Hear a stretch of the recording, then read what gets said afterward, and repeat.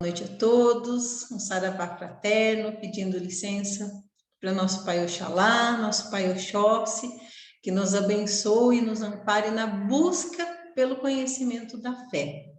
Mais uma vez, né, estamos aqui todos na mesma condição, todos na condição que é a condição humana, e a condição humana é, sobretudo, uma condição de aprendizado, né? Então, forçosamente nós estamos aprendendo por bem ou por mal. Que bom que a gente está fazendo aqui por bem, por amor, por interesse, né? É a forma menos dolorosa, na verdade, mais agradável. Às vezes a gente tem que aprender por mal, né? Com muita dor e sofrimento. Então a gente se prepara para recepcionar tudo isso e trazer, sempre eu falo, trazer cada um para a sua realidade, para a sua vida, tá? Eu falo muito isso, gente, porque a gente começa a ler, começa a compreender certas coisas e achar que fala, nossa, então tem que ser santo. Não, não é isso. A Umbanda, talvez diferente das outras religiões, tem uma vibração, uma egrégora com as pessoas de respeito à sua condição e ao estágio que você está.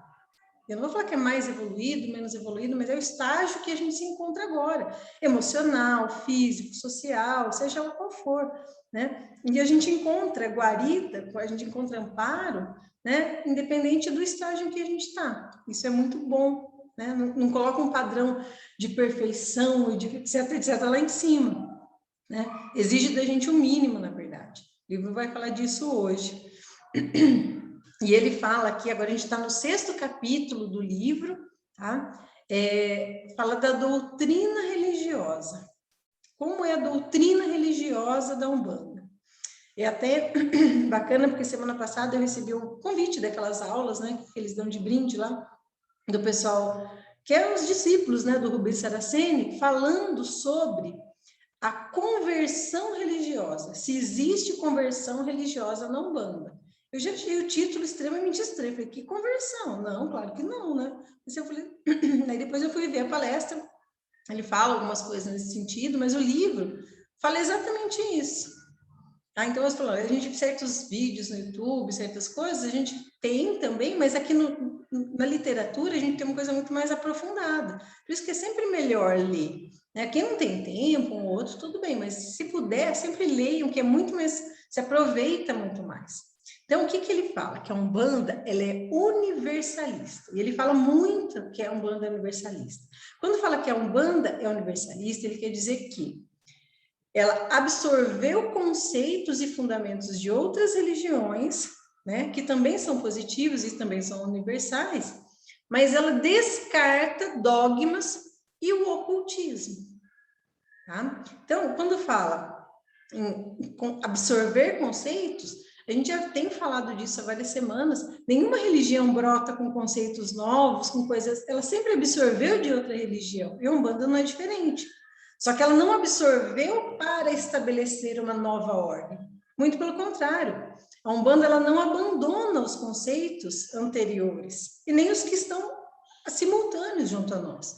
A doutrina da Umbanda ela não descredita a Igreja Católica, a Igreja Evangélica, os budistas. Ela não está dizendo, olha, nós somos os certos e os outros estão errados. São simplesmente formas de trabalho, de atuação e de doutrinação diferente, mas todas elas são legítimas. Por isso que a Umbanda fica, vamos dizer assim, fica-se à vontade de trabalhar com esses conceitos. Né? Ele fala que alguns dogmas, a Umbanda não adota. Não adotou por quê? Porque são negativos, ou eles não contribuem para a evolução humana, a evolução do espírito. E aí ele traz como exemplo, um dos exemplos é assim, ó, a mulher não pode ter direção ou condução em rituais religiosos, que tem muitas religiões que têm. Isso é um dogma que não é positivo e nem contribui para a evolução. Por que não? Qual é a justificativa? Todas as coisas que assim, é porque é, e não tem explicação, são dogmas, São coisas que você não discute. Então, a mulher não pode ser padre. Por quê? Porque não. Ou tem alguma explicação racional para que a mulher não possa ser sacerdote na Igreja Católica? Todos nós sabemos que é uma questão puramente econômica, né? Milenar e econômica, para não ter a Igreja... Qual que é o maior patrimônio que existe hoje na humanidade? É o da Igreja Católica, né? Com certeza, tá? Então, é uma questão econômica, patrimonial. Então, é um dogma que está desvinculado da questão da fé, né? Outro dogma que não é adotado na Umbanda: o sacerdote não deve ter contato com o sexo oposto, né? Ou até a gente pode adaptar, ou com o mesmo sexo. Por que o sacerdote tem que viver em castidade? Ah, porque sexo é pecado. Mas por que é pecado? Não se explica racionalmente o porquê do sexo ser errado, ruim, etc, etc, etc. Muito pelo contrário. Então, são dogmas que nós não adotamos. Sacerdote deve sempre se colocar acima dos fiéis. Por quê? Também nós não adotamos. Sacerdote tem uma casta à parte. Os fiéis têm obediência cega aos sacerdotes. São dogmas, ou seja, são questões que não têm explicação racional, mas são adotadas em outras religiões e que a Umbanda não adota. Então, ela é universalista, que ela adota, mas somente os conceitos positivos e que contribuem, em essência, para a evolução do espírito humano. Então, esse negócio de fiel deve obediência cega ao sacerdote. Só fazendo uma pausa aqui. Quando fala que o fiel tem que ter obediência, não quer dizer respeito à hierarquia. Tanto que se fala muito dentro da Umbanda, os guias falam, os chefes falam, todo mundo fala. Respeito à hierarquia é fundamental. Isso é fundamental dentro de uma empresa. Qualquer lugar, respeito à hierarquia é essencial para a organização e para a evolução das coisas, né? Do andamento ali de qualquer procedimento. Não quer dizer obediência cega, tá? E muito pelo contrário, sempre, isso é, eu tô falando, tá, gente? O livro não fala isso, mas cá entre nós, não importa quem é o guia, quem é o chefe, não importa, pode ser o suprassumo do universo. Você sempre avalia a mensagem, sempre, passa um filtro ali, entendeu? Não é que você é descrente, que você não tá, não, você respeita, ouve, mas aquilo você passa por um filtro, entendeu? Porque entidade nenhuma sabe tudo.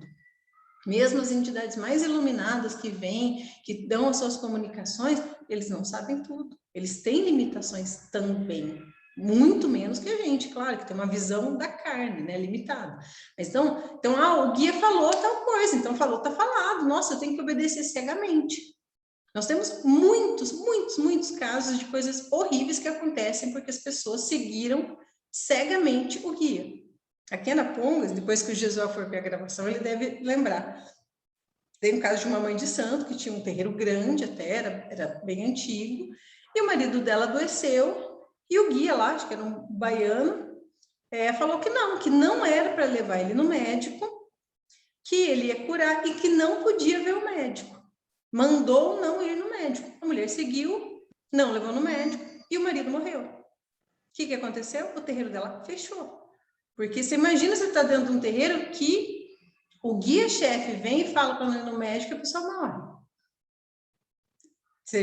A primeira coisa que você fala, vixe, você já não confia mais, você perde a confiança. Então, esse tipo de coisa, a mensagem que o guia dá, você sempre tem que observar com muita cautela. Isso não quer dizer que você vai ficar procurando erro em tudo que o guia falar. Porque você também você não aproveita, passa um filtro, tá? A avó Benta falou muitas vezes já para mim, ela repete isso, ela falou, ó, o dia que você for num lugar que a pessoa falar que você tem um negócio que é só aquele guia, ó, só aquele chefe que consegue dar um jeito e ninguém mais, você vai embora, você se afasta, né? Porque assim, você nunca pode ficar refém na mão de ninguém. Então, respeito à hierarquia é fundamental, mas isso não quer dizer obediência cega. Você tem um filtro pessoal seu que você faz analisando as mensagens, tudo, né? Em todo tempo. Mas esse filtro meu é meio quebrado. Estuda, meu amigo, vamos estudar, porque senão o filtro fica meio capenga mesmo. Quanto mais ignorante no sentido de não conhecer, mais você é suscetível, né? Você está ali sensível a ser enganado, a ser ludibriado, tá? Em qualquer lugar, especialmente no ambiente religioso. Tá? E isso a gente tem que filtrar para poder não diminuir a nossa fé. Ao contrário, o objetivo é fortalecer, né? Então, você passa esse filtro com os olhos, assim, do bom senso, né, pessoal, de cada um.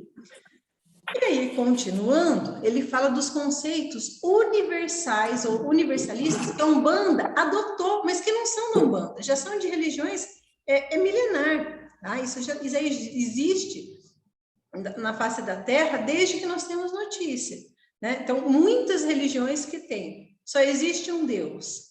Sim, é um conceito que a Umbanda adota. Ah, mas a Umbanda é monoteísta? Sim, gente, a Umbanda é monoteísta. Ah, mas esse monte de orixá? Orixás são manifestações de Deus, são virtudes, são qualidades de Deus, são formas de Deus se expressar. Deus é um só, o Criador. Então, isso tem em muitas religiões. Nós somos monoteístas, né? O homem é criação de Deus. O homem é animado por um espírito imortal. Tudo isso tem em outras religiões também. O homem foi feito à semelhança de Deus. Esse nós vamos falar daqui a pouco. Vamos replicar aí, vamos explicar essa parte.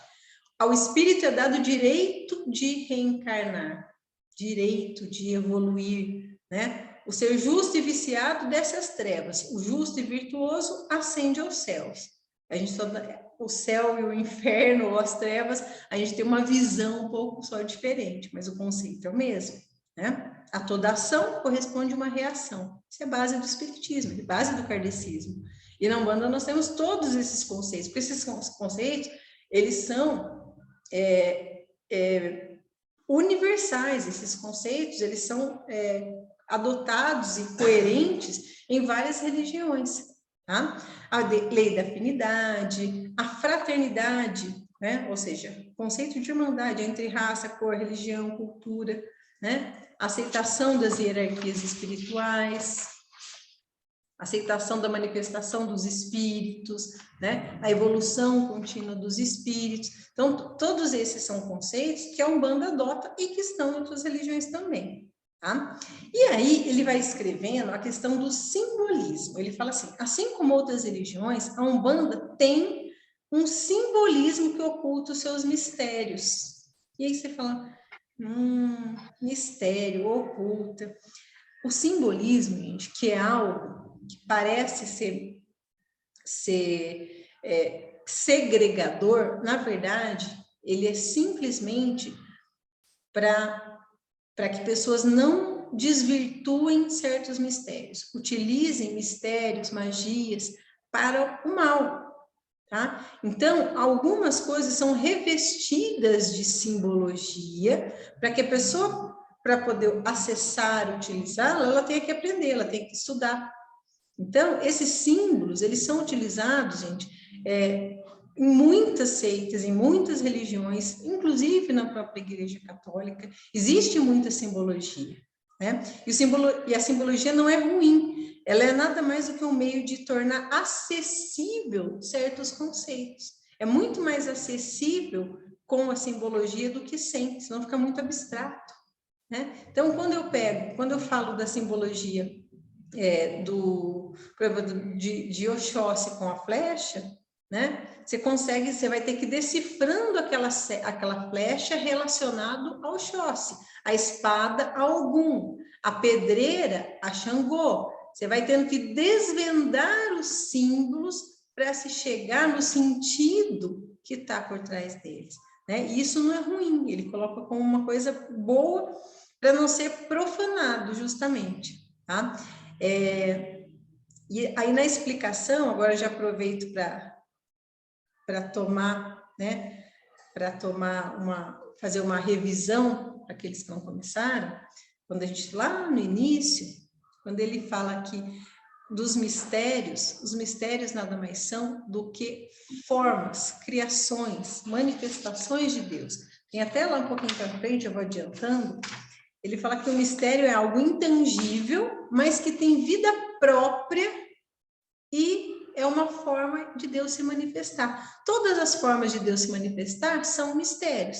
Nós temos os mistérios, ou seja, as manifestações dos orixás naturais, que são os orixás primeiros, que são diretamente emanados de Deus. Aí nós temos a fé, a lei, a justiça, o amor, o conhecimento, a geração e a evolução. Então, esses seriam os orixás, tá? Mas eles desdobram, cada um desses orixás, eles vão se desdobrando. E vão se desdobrando, geralmente em 7, tá? Ou seus múltiplos. Então, eu tenho 7 vibrações de Ogum, tá? Eu tenho 7 vibrações de Oxum, eu tenho 7 vibrações de Oxalá que se ligam e se relacionam. Então, isso vai descendo, tá? E cada uma dessas entidades vai, conforme vai descendo, elas vão mantendo, né, seu poder de manifestação divina, né? Só que vai ficando mais sutil e mais específico. Então, se a gente pegar a manifestação pura de Oxóssi, ela é puro conhecimento, né? Pura vibração de expansão e de conhecimento.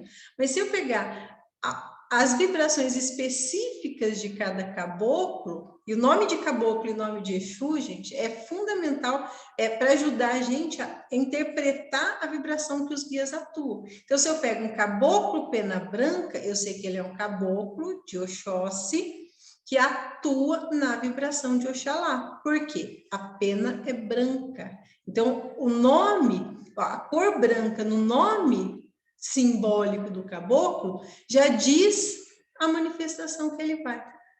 Tá? E esses guias, gente, eles vão se tornando tão elevados, mas tão elevados, que eles assumem a função de ser um mistério de Deus. Ou seja, eles são, como eu li a definição ali, eles são mais, né, do que um próprio ser. Eles são algo que tem vida própria e consegue emanar uma vibração específica de Deus. Assim é com Tranca-Ruas, para quem está lendo o livro. Tranca-Ruas é um mistério por si só. Tranca-Ruas não é um guia. A falange dele, que era uma falange, ele criou a falange, ele se tornou um mistério divino. Ou seja, é um tipo de manifestação de Deus única. A elevação desse espírito é tão grande, né, que ele não se resume hoje só a uma falange. Ele é considerado um mistério de Deus. Assim como os orixás, lógico que em hierarquias diferentes. Tá? Então, isso é muito bonito, a gente vê esses guias que vão evoluindo e eles vão vibrando com tanta potência e as suas falanges vão se espalhando, né? Que eles são uma emanação de Deus, uma forma de Deus atuar. E para a gente entender a forma de Deus atuar, lembrem lá na Bíblia, quando fala que Deus, né, lá na Gênesis, que fala que no início, Deus fez o verbo. Os verbos são as ações de Deus. E quantas são as ações de Deus? São milhares. Aí depois tem uma tabelinha lá para vocês, que eu vou mostrar os verbos relacionados a cada orixá. É muito bacana. Então, cada orixá tem verbos, ou seja, formas de Deus atuar diferentes.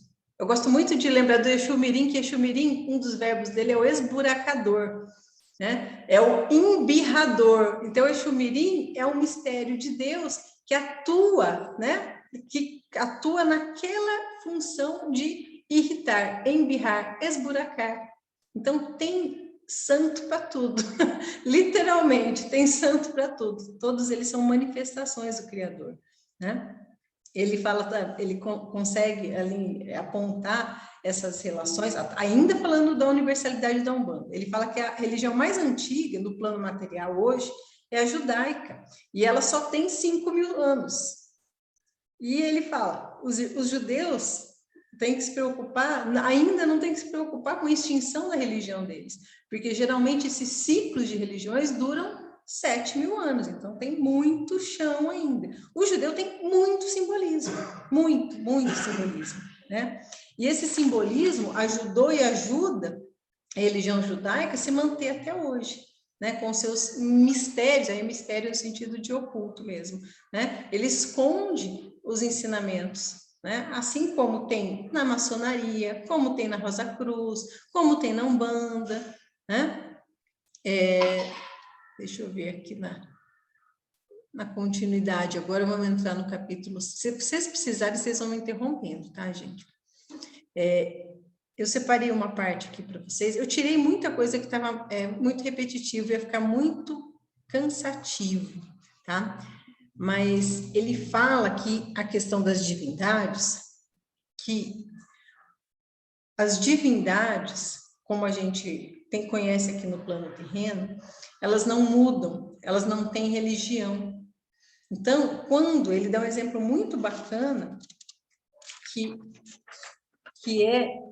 ele faz a comparação aqui, agora eu não vou achar, daqui a pouco eu chego lá, mas ele faz a comparação dessas divindades, que elas assumiram uma vibração tão forte que elas passam a atuar em outras religiões também, tá? E a Umbanda aceita todas. Aí ele dá o exemplo do Sultão das Matas, tá? Então ele fala, não é raro a gente entrar num templo de Umbanda que tem o seu altar estátuas de divindades hindus, né? Ou santos católicos. Por que isso? Porque nós adotamos. Ah, mas eu vou adotar um santo do hinduísmo, ou do shintoísmo, ou do budismo, né? Eu falo as religiões hinduístas têm muitas imagens, né? Não vou saber o nome, tá, gente? Mas até esses dias a Preta Velha atendeu uma pessoa e eu achei muito interessante isso. Porque a Preta Velha viu na pessoa, falou assim, olha, você é devoto de uma santa, de um santo, mas eu não sei dizer o nome, né? Mas está impregnado em você, a devoção que você tem com esse santo, impregnou você com ele. Então, quando a Preta Velha lê a energia da pessoa, ela vê a atuação do santo, vê a vibração do santo. Aí a pessoa repetiu, não vou saber, falou o nome lá, que era um santo hindu. Ela falou, não, então pode continuar, não tem problema. É tudo santo, né? Do jeitinho deles, eles explicam, mas o que isso quer dizer? Que se a gente pegar os santos, não são santos, mas as divindades hinduístas, todas elas têm uma correlação com os nossos orixás. Entende? Então, se eu pego Shiva, ele tem muita característica de Omulu, que de Omulu e de Ogum, que é a morte, é a guerra, né? Então, eu tenho tem a tríade lá hinduísta, que eu não vou lembrar, mas eles têm características dos orixás. Ah, mas o nome que a gente dá para eles não importa. Então, Santa Bárbara, tem até um movimento lá na Bahia, Santa Bárbara não é Iansã, mas Santa Bárbara foi uma representante da vibração de Oxum, não, desculpa, de Iansã, né? Foi uma representante da vibração de Iansã na Terra, tão forte que ela é lembrada até hoje e associada ao orixá. A mesma coisa com São Jorge e Ogum.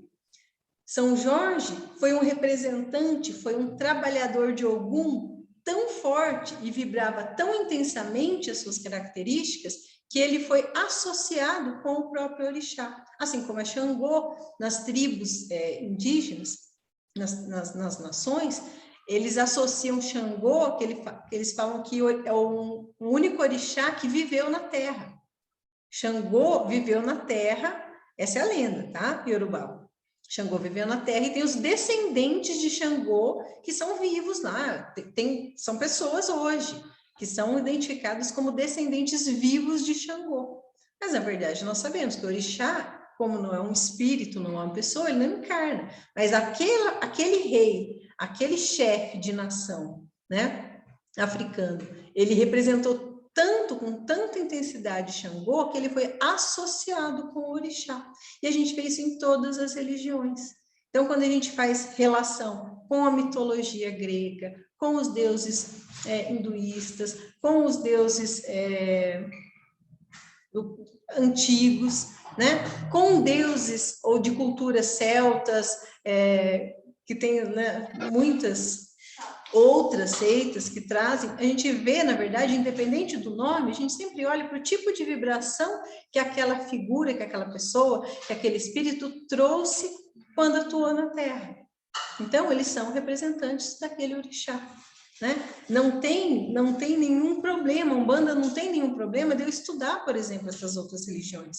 Não impede de eu conhecer, porque, na verdade, eu vou estar me aprofundando em outros aspectos dos nossos orixás. Entende? Então, quando eu estudo a cultura, os deuses gregos, eu estou me aprofundando em facetas das vibrações dos nossos orixás também, tá? E ele até fala, isso é tão claro, tão evidente, que quando você fala do caboclo sultão das matas, né, inclusive até é o que ele fala no livro, e por coincidência é o caboclo com que o Gustavo trabalha com o Gustavo, né, meu marido. Então, esse sultão das matas, não existe índio que se chama sultão. Sultão é um título que vem da Índia. Então, eu tenho sultão na Índia, no Oriente Médio. Mas ele é um espírito, e é muito bacana, tá, gente? Ele fala, o sultão das matas é um mestre da luz hindu, cuja última encarnação ocorreu 1800 anos atrás. A última encarnação. Tá? E ele atua em várias religiões, até mesmo na religião cristã, na qual possui uma ordem religiosa que ele fala que ele não vai revelar, porque tem algumas coisas que eles são obrigados a manter mistério, não pode revelar no plano material. Mas então, ele deve ter algum santo católico que é associado ao sultão das matas. Olha que bacana, ele é um espírito tão evoluído que ele atua, ele sustenta várias religiões, tá? Então, ele se tornou, na verdade, uma divindade, né? Ele chegou a tal ponto em que ele se tornou uma divindade sustentadora de outros que atuam em seu nome, né? Então, depois a gente vai estudar mais para frente as hierarquias das falanges e tudo mais, e tem algumas pistas nos nomes das entidades, né? Se elas são chefes de falange, se elas são chefes de graus, de degraus, né? Tem todas até chegar às classes angelicais. Então, existem também seres que atingem as classes angelicais, evoluindo, né? E também tem os seus domínios, né? De espíritos que trabalham para eles, sempre vibrando cada um no seu cada um, né? Ele fala ele fala muito, né, do Cristo, como o Cristo é ocultado, né, dentro da Umbanda, porque nós não precisamos, ocultado assim, que ele diga, eu não preciso falar que Jesus era o único profeta abençoado, sagrado, etc, etc. Nós adoramos Jesus, nós somos cristãos, acreditamos em Cristo como sagrado, mas também acreditamos em Buda como sagrado, em Maomé como sagrado. Ai, acreditamos, sim, acreditamos. Buda, Krishna, Maomé, né? O Cristo, são todas manifestações de Oxalá na Terra. Entende? Ah, mas qual foi o maior, qual foi o menor? Não tem maior e menor. Todos eles são sagrados, todos eles são sagrados, porque todos eles inspiraram as pessoas e as religiões a se voltarem para a fé de acordo com as suas características, de acordo com as suas peculiaridades, de acordo com os costumes das nações e do tempo em que estavam. E aí, a força desses espíritos é tamanha que a gente consegue ver a atuação de Jesus de 2000 anos até hoje, sem ter nunca escrito uma única palavra. Entende? O que é sustentar uma vibração? Ele nunca escreveu nada. Não tem uma prova física da existência de Jesus, nada. Ah, o sudário, aquelas relíquias malucas lá, pedaço de cruz, não sei o quê, nada daquilo foi comprovado, tá? Então, a gente não tem nenhuma evidência física de que Jesus existiu, mas ainda assim a sua vibração sustenta os cristãos até hoje, né? E Buda, a mesma coisa. Nós não tem muito budista no Brasil, tem uma quantidade considerável, mas é pequena ainda, né? Mas no Oriente, a quantidade de budistas é gigante, existem vários tipos de budismo, inclusive, né? E Buda, mesmo sendo mais recente, ele sustenta a fé religiosa daquelas pessoas até hoje, né? E é muito lindo, porque é um outro aspecto da fé. Enquanto Cristo falava, se voltava as pessoas para o amor, né? Para o perdão incondicional, Buda fazia ele mostrava ou ensinava uma reflexão e uma necessidade de análise interna muito grande. Só se atingiria o estado de graça, né, que é o estado, eu não lembro mais o nome lá que ele fala do estado, através do autoconhecimento, da meditação, que são também aspectos da fé. É fundamental que a gente se conheça para a gente conseguir, né, essa iluminação que ele fala. Então, olha lá, são aspectos da fé diferentes, facetas da fé, todos emanados de Oxalá. Tá? Uma outra questão também muito bacana, quando ele fala dessa, vou pular agora lá para o capítulo 8, tá? Deixa eu ver se vai dar tempo. Quando ele fala das divindades que são como manifestações. E aí, olha que coisa bacana, ele fala, né, das divindades como mistérios de Deus, e ele fala, mas em que momento da humanidade nós ficamos misteriosos, ou seja, as coisas começaram a ficar tão escondidas, por que nós perdemos a nossa noção do natural? Em vários livros, tá, gente? Quem já leu alguns romances ou está lendo, vai perceber que em vários romances do Rubens Saraceni, ele fala a mesma coisa. Toda vez que as religiões se afastam do natural e se mentalizam, elas se desvirtuam. O que isso quer dizer? Nós fomos feitos para nos aproximar. A religião, a fé, ela não pode ser desvinculada do natural, porque no natural está Deus, estamos nós.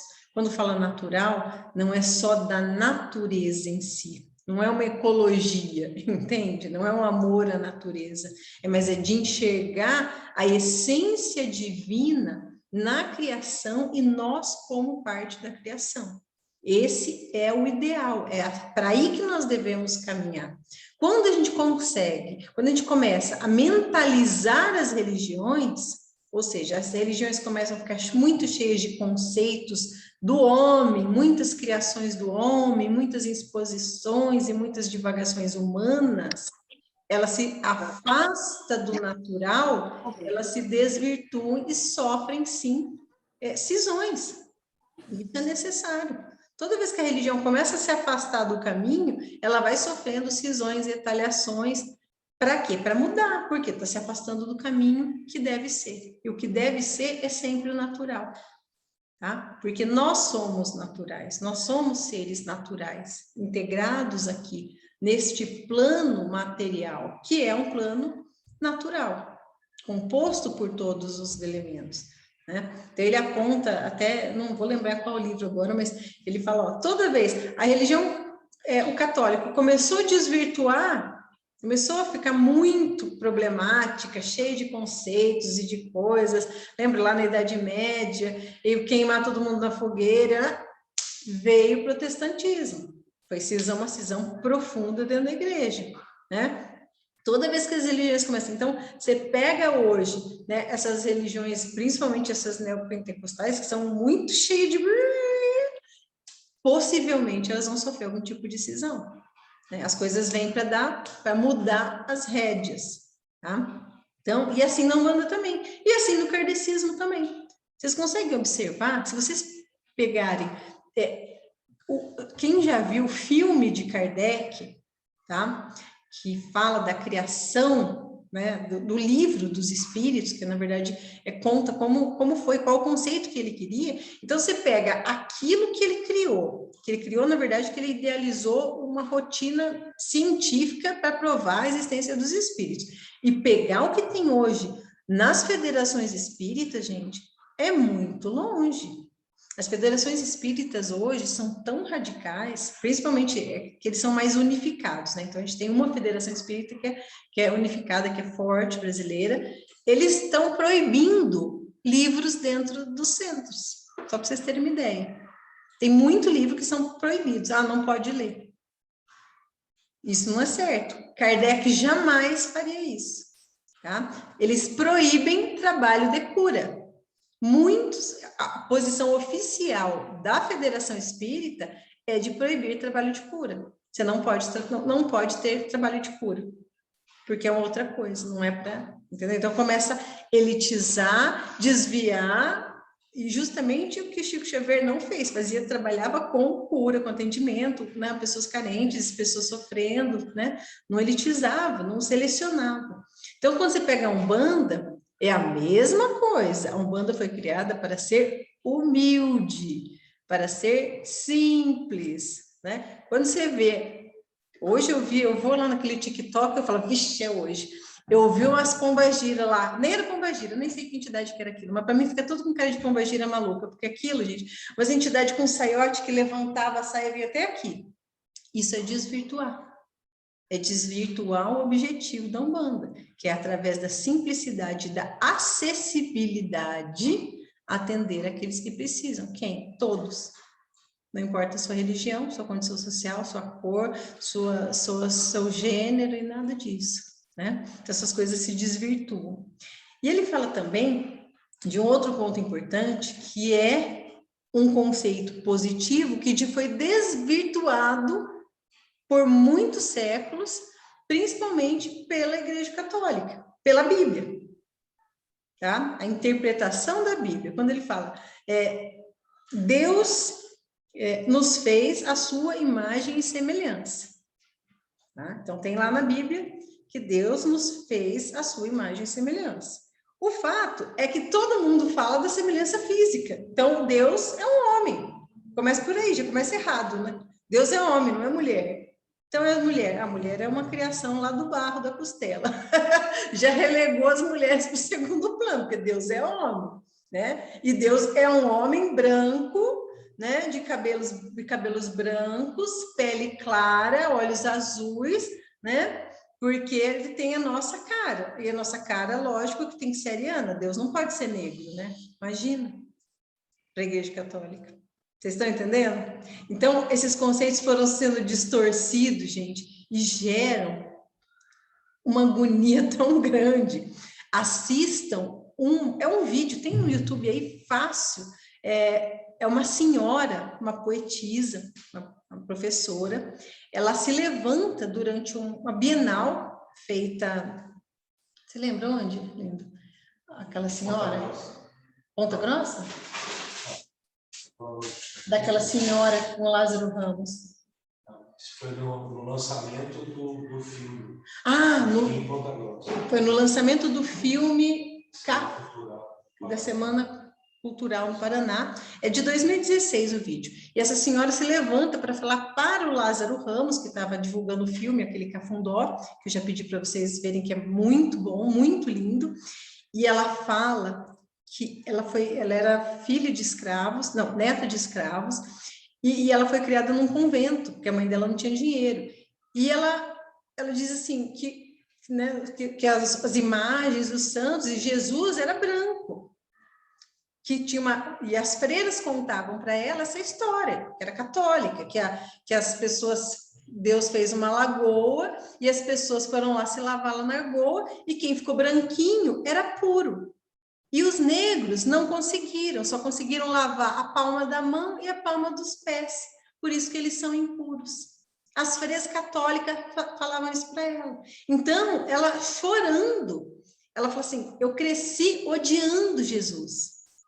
Eu cresci com ódio de Jesus, porque Jesus era o cara que não conseguia lavar os negros dos pecados. Gente, olha isso. Isso uma inversão tão grande das coisas que é difícil você tirar isso de uma hora para outra, da pessoa que nasceu, ela tem, sei lá, 80 anos, é uma senhora, assim, você tirar de uma hora para outra. Isso é chocante. Vejam o vídeo, é muito legal. O Lázaro Ramos chora, assim, de pingar. Aí todo mundo. Por que eu estou dizendo isso? Porque essa imagem e semelhança de Deus não tem nada a ver com o aspecto físico, sobre ser homem, sobre ser branco, sobre ser qualquer coisa. Deus não é humano, ele não tem imagem humana. Deus é pura energia. E as suas várias formas de atuação, as suas virtudes, as suas vibrações são tão infinitas que aqui nós temos, o que nós compreendemos com a nossa condição humana, é que nós somos a sua imagem e semelhança. Por quê? Porque nós temos em nós todas as vibrações do Criador. Nós temos um pedacinho de cada orixá em nós.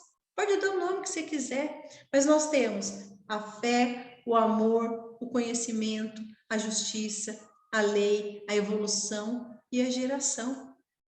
Entende? Por isso que nós somos a imagem e semelhança de Deus, porque nós temos em nosso campo de formação energética, assim como em tudo que existe, tá? Nós temos Deus. Nós somos feitos do princípio ativo de Deus. É a mesma energia. Então, Deus não é um velhinho, Deus é uma energia. Tá? É física, é quase física. Não é para ser frio, mas é muito palpável. Tá? Então, a nossa imagem e semelhança quer dizer, nós temos em nós todas as características, as virtudes de Deus. Isso quer dizer que nós podemos evoluir e vamos evoluir um pouco mais devagar, um pouco mais rápido, para as classes angelicais. Não tem o vós sois deuses? Por quê? Porque nós temos tudo em nós. Então, não tem nada de homem, de mulher, de cor, de jeito, de nada disso. Deus é atemporal. E Deus não existe para as classes extraterrestres? Que imagem que ele tem? A imagem da energia, é a mesma coisa. Deus não é criador também das esferas encantadas, dos irmãos encantados, que não estão na esfera humana? Sim, também. Compõem a mesma, eles são compostos também, na mesma essência de Deus. Entende? E a nossa tarefa é tão pequenininha, é só entender qual parte de Deus em nós é mais forte e que nós precisamos ou podemos desenvolver melhor. É por isso que é importante, quando eu falo de conhecer o orixá, na verdade você não precisa de ler orixá, saber orixá. Você consegue saber seu orixá sozinho. Você encontra qual é a virtude de Deus em você que é mais forte. E não tem problema nenhum de você ser mais forte em uma vibração do que em outra, porque isso é da nossa essência, é nosso. Nesta vida, nesta encarnação, nós somos amparados mais fortemente por uma das virtudes de Deus.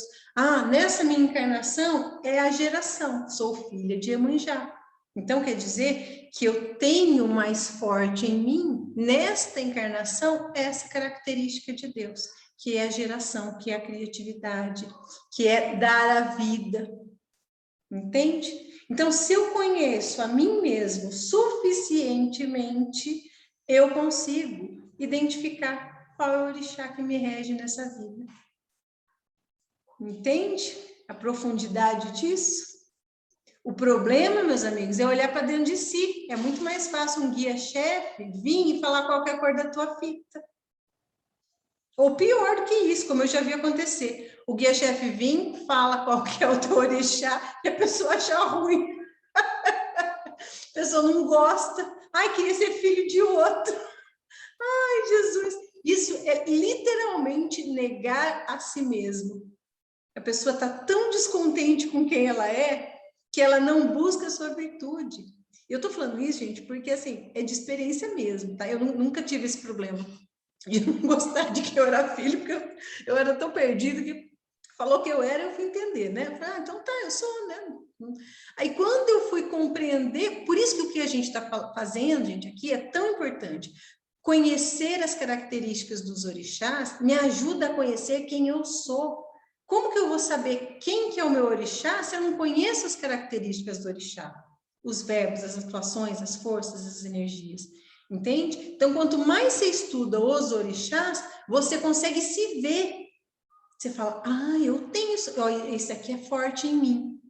E não tem problema, eu não preciso ser uma santinha. Eu odeio, gente, eu odeio de santinho, mas não precisa, você é quem você é, tá? Eu tô falando isso porque a imagem de pessoa ideal, de pessoa boazinha, religiosa, é sempre as pessoas amorosas, aquela coisa. Gente, eu não sou filha de Oxum, não que eu não tenha amor, que eu não seja amorosa, mas não é minha característica mais marcante, entende? Tanto que o Gustavo olha para mim de vez em quando, ele fala, gentileza não é o seu ponto forte, né? E não é mesmo. E eu me culpava e falava, gente, eu tenho que ser mais gentil. Na verdade, eu não vou ser grossa, mas educada. Me policio para isso por educação, claro, educação do meu espírito. Mas a minha característica mais forte não é essa. Então, eu me senti livre para ser quem eu sou e respeitar os outros com as suas características. Eu não tinha paciência para gente de determinada forma, porque era muito diferente de mim. Então, hoje, eu vejo uma pessoa que é, assim, aquela pessoa calma. Você pega a Bruna, gente, a Bruna, ela é escrita, assim, que ela é filha de Nanã. Ela é pessoa do deixa disso, gente, não, vamos acalmar. Sabe o assento, as coisas que assentam, assim? Toda, né, aquele jeito todo querido, assim, tal. Ela é filha de Nanã, você olha nela e você vê. Isso é muito bonito, e você aprende a respeitar cada Deus e cada manifestação de Deus nesse outro, entende? E não ao contrário, como a gente vê aí em vários, nas redes sociais, as pessoas justificando seus defeitos no orixá. Porque eu sou filha de Iemanjá, de Oxum, então eu sou fofoqueira. Não, meu amigo, você é fofoqueira porque você não tem caráter. Não é por causa do teu orixá. Filha de Ançã é barraqueira. A filha de Ançã é barraqueira. Não, você é barraqueira porque você é sem educação. Não mete o santo no meio disso. Então, a gente aprende a se conhecer. Fala, bom, eu tenho certas tendências, limitações, assim, junto com o meu orixá. Isso é encontrar Deus, gente. Isso é encontrar Deus dentro de si e nos outros. Olha como isso é profundo. Então, esse estudo, eu falo que o estudo da Umbanda é um estudo de si mesmo, tá? Todos, né, a gente fala dessa imagem e semelhança, e isso, olha, faz diferença. E até ele continua aqui, quando fala agora achei que eu fiquei falar, ele fala das comparações, ele fala em Oxalá, né, explicando as vibrações ainda, ou as formas de atuação, ele fala Oxalá, Buda, Atom e Cristo, todos eles vibraram o mistério da fé. Detalhe, tá, gente? No espiritismo, no kardecismo, muitos anos atrás, eu já tinha essas informações que eu não gosto muito, porque assim, eu acho meio, sei lá, as fontes, mas enfim, eles falavam que Buda era uma das encarnações de Cristo. E depois, Atom, em um dos livros do Rubens Saraceni, ele fala de Atom, que era egípcio, né? O Deus, que na verdade era um homem-deus, era o outro emissário do amor antes do Cristo, que ele foi um emissário do amor tão importante quanto o Cristo, na época. Tá? Quando ele fala Oxum, Ísis, Afrodite, são manifestações do mistério do amor. Né? Então, são todas nos seus sentidos mais amplos. Né? Então, você tem representantes dessas vibrações com as eras, com os tempos, isso independe de religião. Então, todos estes são mistérios de Deus. Uma outra coisa que ele fala também, que é importante, ele fala que as divindades irradiam o seu mistério, vibram de maneira vertical. O que isso quer dizer? Quer dizer que vibra em todas as esferas. Só para a gente ir começando a compreender. Nós temos 7 esferas ascendentes, ou esferas de luz, né? Que vão para cima, e nós temos 7 esferas negativas, que vão também para baixo, o eixo cartesiano lá da cruz. Eu não estou falando de esquerda e direita é uma outra coisa. Estou falando de esferas de evolução. Detalhe, essas esferas descendentes, ou as esferas trevosas, tá? São campos de atuação de Deus. Não existe inferno católico na Umbanda. Eu gostei muito de um pai de santo, era até um pai de santo do candomblé. Ele falou assim, eu não pari o diabo, o candomblé não pariu o diabo. Quem pariu o diabo, quem pariu Mateus que o embale. Que quem criou o diabo foi a igreja católica. Eu não tem nada a ver com isso. Nem sei, nosso conceito é totalmente diferente. Essas esferas negativas são, na verdade, o quê? Esferas em que os espíritos viciados por sentimentos, por várias coisas negativas, energias negativas, eles vão descendo. Mas tudo isso aí é domínio de Deus. A atuação de Deus está presente em todas as esferas. Então, não tem um lugar que é o céu, que Deus atua, e o inferno é onde o diabo atua. Inclusive, em um dos livros, ele foi um dos livros mais marcantes, acho que é Os Guardiões da Lei Divina. Quando o espírito lá do livro, ele chega lá no final, ele vai, ele quer encontrar o diabo. Ele cismou, ele falou, não, eu quero, porque eu quero saber por que ele faz isso com a humanidade, faz as pessoas sofrerem, ele me persegue, que ele era perseguido por espíritos trevosos e tal. Ele falou, eu quero achar o porquê. E ele vai, gente, literalmente até os confins das esferas negativas, que para ele era o confim dos infernos. E ele chega lá, e é uma massa, ele descreve, não tem forma, é uma massa de energia negra, né, negativa, e fala com ele. E aí, quando ele chega e fala com essa massa de energia, que em tese seria o diabo, né, o chefe maior do coisa, na verdade ele falou, não. Ele falou, quem é você? Ele falou assim, eu sou o braço direito de Deus Pai, nosso Criador. Aí o diabo fala isso para ele fala, vixe, agora lascou. E faz ele compreender que todas aquelas esferas negativas, onde atuam esses espíritos trevosos, eles nada mais estão fazendo do que ensinando as pessoas a combaterem a falta de Deus, né? Combater o vício, todos os vícios do espírito nada mais são do que a ausência de Deus em algum aspecto. Então é muito bacana mesmo, tá? Agora eu já perdi aqui. Das evoluções, né? Então eu falo para baixo. E ascendendo, quanto mais o espírito ascende, quanto mais evolui, mais ele consegue vibrar. Hoje, o espírito humano, ele vibra sempre horizontalmente, 360 graus. A nossa vibração vai variar um pouquinho, tá, gente? 20 centímetros, 30 centímetros, 40 centímetros, a gente consegue ver naquela máquina, né, de ver a aura. Tá? Alguns espíritos têm uma áurea maior, vibram com alcance maior. Dizem que Chico Xavier tinha em torno aí de 8 metros o diâmetro da sua vibração energética. E diz que Jesus era de 60 metros, a vibração energética dele em terra, né? Então, mas enfim, quanto mais nós ascendemos, mais nós conseguimos um alcance de vibração horizontal. A gente vai chegar mais nesse ponto. Por isso que a gente chega perto do campo energético do outro, você sente um bom, um ruim, porque eu já estou entrando, eu estou percebendo o campo magnético do outro, do guia. Entende? Quando eu sinto a aproximação do guia, e aí, gente, quando a gente começar a falar dos sintomas físicos, desses detalhes mediúnicos, aí vocês vão se perder, porque aí tem um monte de detalhe, tá? Vou parar hoje, porque hoje nós estamos que estamos. Hoje eu fui na filosofia. Nós paramos lá no capítulo, 8º, quase finalizando, na verdade. Tá?